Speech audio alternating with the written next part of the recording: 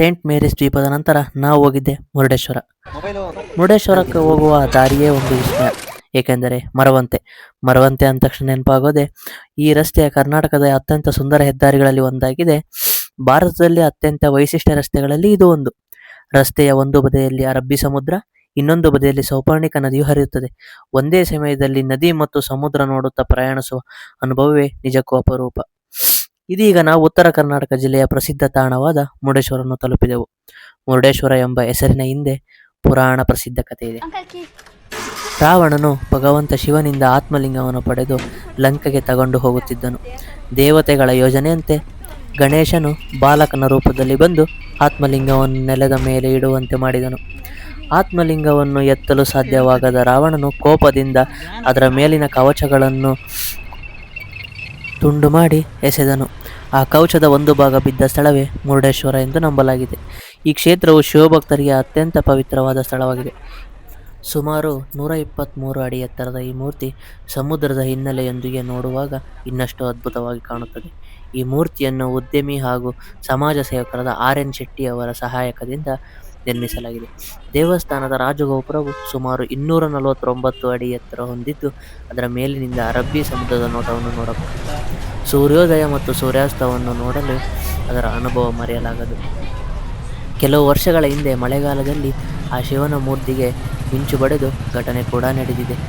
ಕೆಲವು ಭಾಗಗಳು ಹಾನಿಯಾಗಿದ್ದು ನಂತರ ಕಾರ್ಯ ನಡೆಸಿ ಈಗ ಮತ್ತೆ ಹಿಂದಿನಂತೆಯೇ ಭಕ್ತರು ಮತ್ತು ಪ್ರವಾಸಿಗರನ್ನು ಸ್ವಾಗತಿಸುತ್ತದೆ. ಮುರುಡೇಶ್ವರದ ಕಡಲ ತೀರವು ಅಷ್ಟೇ ಸುಂದರವಾಗಿದೆ. ಇಲ್ಲಿ ಸಮುದ್ರದ ತಂಗಾಳಿ, ಅಲೆಗಳ ಸದ್ದು ಮತ್ತು ಶಿವನ ಮೂರ್ತಿಯ ದೃಶ್ಯ ಎಲ್ಲವೂ ಸೇರಿ ಒಂದು ವಿಭಿನ್ನ ಅನುಭವವನ್ನು ನೀಡುತ್ತದೆ. ಇಲ್ಲಿಂದ ನೇತ್ರಾಣಿ ದ್ವೀಪವು ಸಮುದ್ರದ ಮಧ್ಯದಲ್ಲಿ ಕಾಣಿಸುತ್ತದೆ. ಈ ದ್ವೀಪ ಸ್ಕೂಬಾ ಡೈವಿಂಗ್ಗೆ ಭಾರತದಲ್ಲೇ ಪ್ರಸಿದ್ಧ ಸ್ಥಳಗಳಲ್ಲಿ ಒಂದಾಗಿದೆ.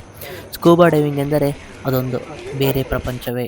ನೀರಿನೊಳಗಿನ ಪ್ರಪಂಚವನ್ನು ಅನುಭವಿಸಲು ನೀವು ಮುರುಡೇಶ್ವರಕ್ಕೆ ಬಂದಾಗ ಭೇಟಿ ನೀಡಬಹುದು. ನೀರಿನಂತೆ ಹರಿವ ಜೀವ ಎಂದು ಸ್ವಂತ ನೀಯನಂತ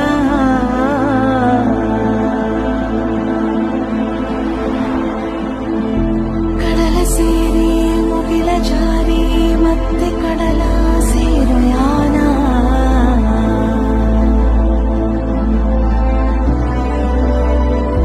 ಅಲ್ಲೇ ಮೊದಲ ಪಾಠಶಾಲೆ, ಅಲ್ಲೇ ಸಕಲ ಜೀವಲಿ.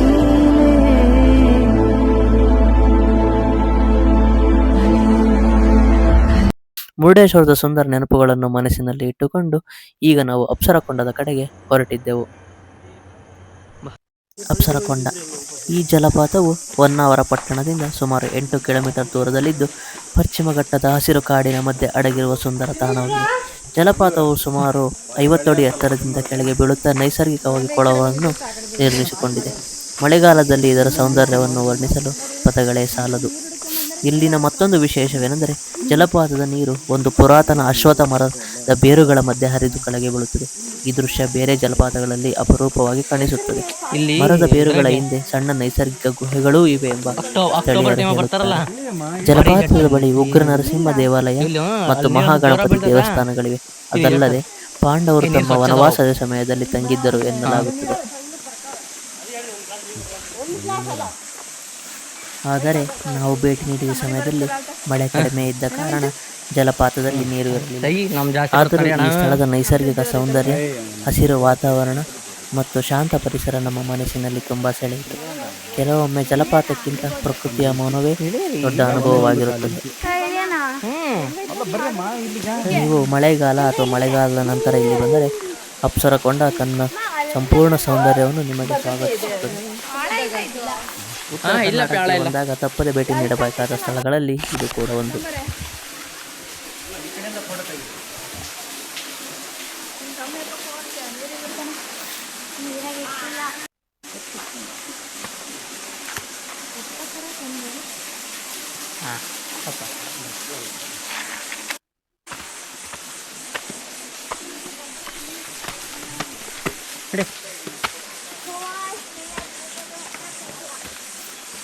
ಈ ಸ್ಥಳಕ್ಕೆ ಅಪ್ಸರಕೊಂಡ ಎಂಬ ಹೆಸರು ಏಕೆ ಬಂದು ಎಂದು ನನ್ನ ತಲೆಯಲ್ಲಿ ಕೊರೆಯುತ್ತಿತ್ತು.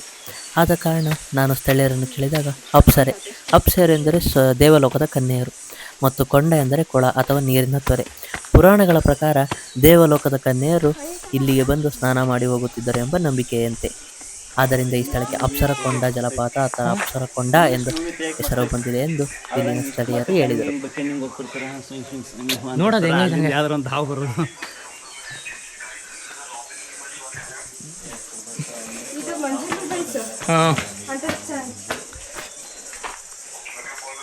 ಇದು ಜಾಗ ಚೆನ್ನಾಗಿತ್ತು. ಈ ಅಪ್ಸರಕೊಂಡದ ಮತ್ತೊಂದು ಆಕರ್ಷಣೆ ಏನೆಂದರೆ ಇಲ್ಲಿನ ವ್ಯೂ ಪಾಯಿಂಟ್.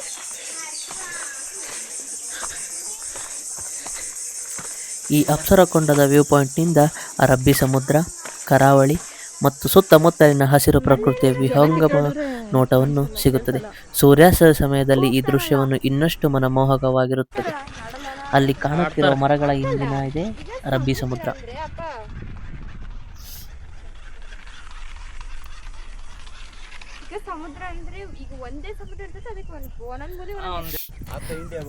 ಜಲಪಾತದಲ್ಲಿ ನೀರಿಲ್ಲದ ಕಾರಣ ಬೇಸರಗೊಂಡ ನಾವು ಈ ವ್ಯೂ ಪಾಯಿಂಟ್ ನೋಡಿ ಕಣ್ತುಂಬಿಕೊಂಡೆವು.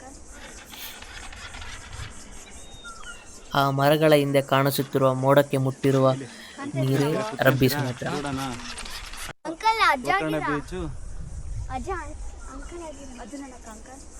ಉತ್ತರ ಕನ್ನಡ ಅಥವಾ ಹೊನ್ನಾವರಕ್ಕೆ ಹೋದಾಗ ಅಪ್ಸರಕೊಂಡ ಜಲಪಾತ ಹಾಗೂ ಅಪ್ಸರಕೊಂಡದ ವ್ಯೂ ಪಾಯಿಂಟ್ ಅನ್ನು ತಪ್ಪದೆ ವೀಕ್ಷಿಸಿ. ಇಲ್ಲಿನ ಉಯ್ಯಾಲೆ ಹಾಗೂ ಇಲ್ಲಿನ ನೋಟ ಅದೊಂದು ಅವಸ್ಮರಣೀಯ ದೃಶ್ಯವು.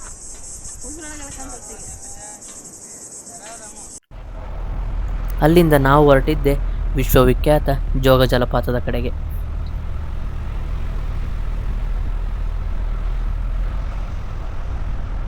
ಮಾರ್ಗ ಮಧ್ಯದಲ್ಲಿ ನಮ್ಮ ಜೊತೆ ಹರಿಯುತ್ತಿರುವುದು ಪಶ್ಚಿಮ ಘಟ್ಟದ ಜೀವನದಿಯಾದ ಶರಾವತಿ ನದಿ.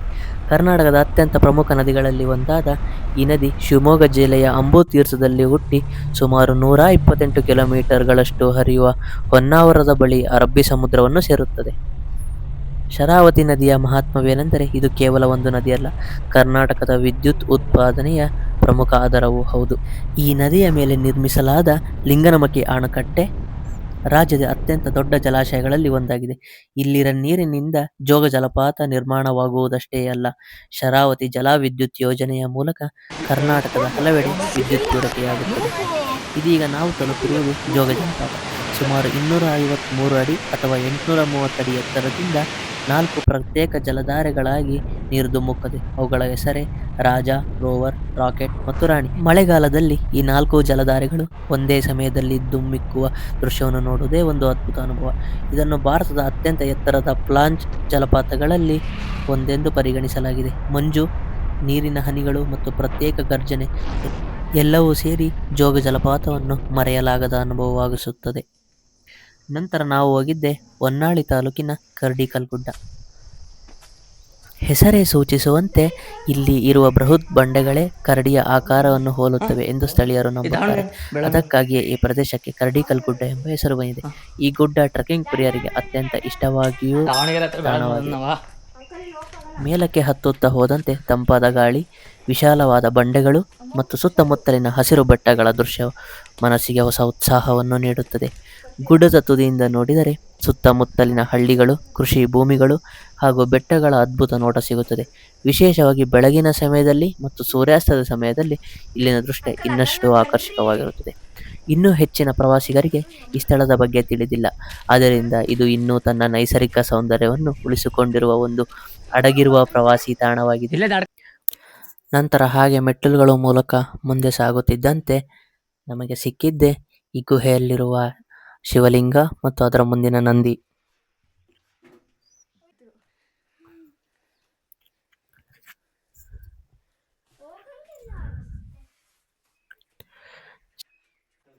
ಈ ದೇವಸ್ಥಾನದ ವಿಶಿಷ್ಟ ಏನೆಂದರೆ ಸಾಮಾನ್ಯ ದೇವಸ್ಥಾನಗಳಂತೆ ಇಲ್ಲಿ ಒಂದೇ ಲಿಂಗವಿರದೆ ನೈಸರ್ಗಿಕ ಬಂಡೆಗಳ ಗುಹೆಯೊಳಗೆ 108 ಸಣ್ಣ ಶಿವಲಿಂಗಗಳನ್ನು ಸಾಲಾಗಿ ಅಚ್ಚುಕಟ್ಟಾಗಿ ಪ್ರತಿಷ್ಠಾಪಿಸಲಾಗಿದೆ.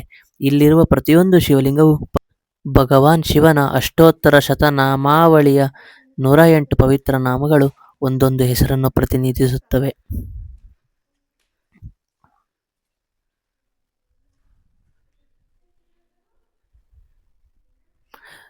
ಇಲ್ಲಿರುವ 108 ಶಿವಲಿಂಗಗಳನ್ನು ಏಕಕಾಲದಲ್ಲಿ ಪೂಜಿಸುವುದರಿಂದ ಇಡೀ ಶಿವ ಅಷ್ಟೋತ್ತರ ಸ್ತೋತ್ರವನ್ನು ಪಠಿಸುವ ಪುಣ್ಯ ಲಭಿಸುತ್ತದೆ ಮತ್ತು ಜೀವನದಲ್ಲಿ ಶಾಂತಿ ಆರೋಗ್ಯ ಕರುಣಿಸುತ್ತದೆ ಎಂಬ ನಂಬಿಕೆ ಇದೆ.